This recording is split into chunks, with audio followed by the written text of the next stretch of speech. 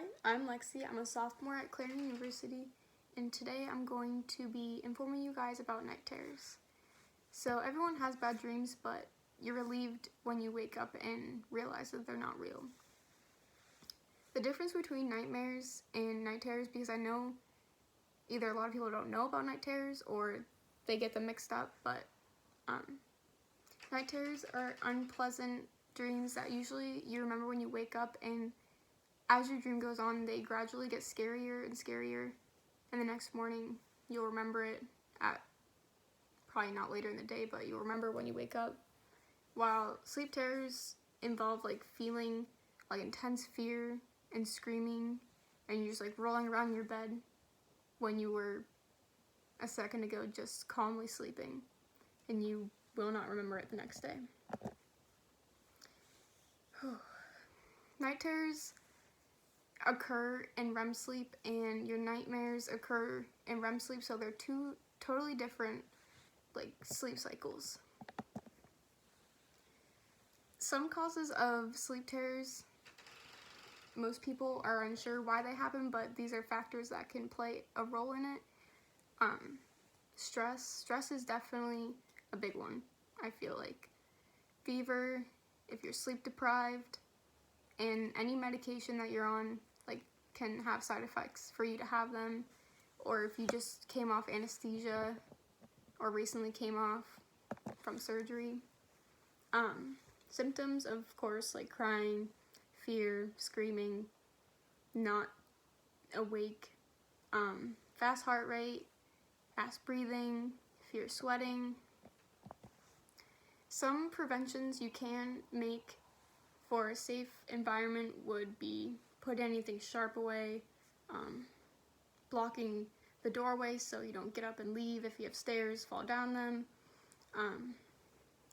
Some things you can eliminate are caffeine, sugar. They cause stress in most people, make them very anxious.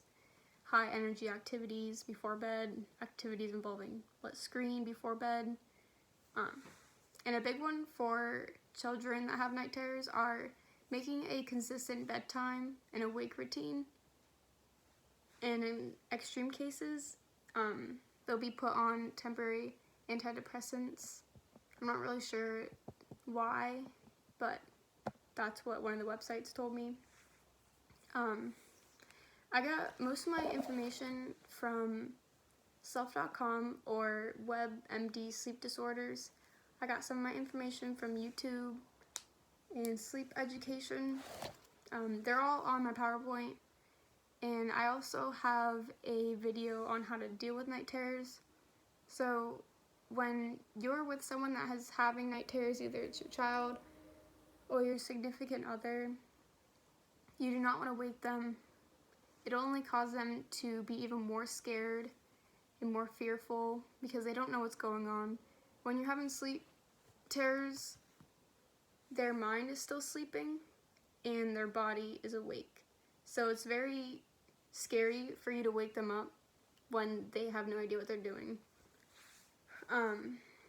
So when I was in about 4th or 5th grade, I had sleep terrors. So that's kind of like why I want to inform others on it for future reference, or if you've had it, you relate to it. I would have them almost every night, and my mom would ask me, like, are you okay? Like, do you remember last night? And I said, no. And it was always my mom that came in.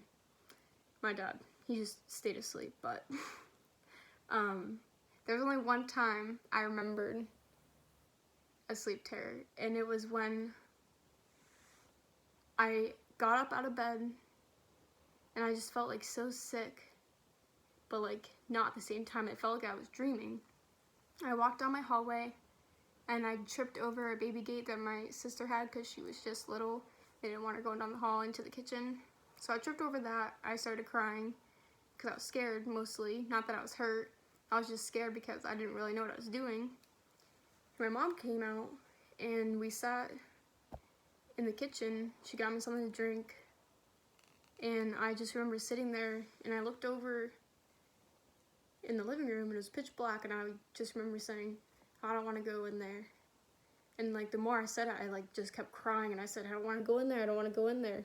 Mom was like, you don't have to go in there. But like, I don't know. It was just so weird, and it was so scary. And I'm surprised I still remember that. Like, I could go back in that day and just live it. But I hope that you learned a little bit about sleep terrors today, and future, if you have kids, you know how to deal with it. And if it interests you to go on the sources listed on my PowerPoint, then that'd be great. But thank you.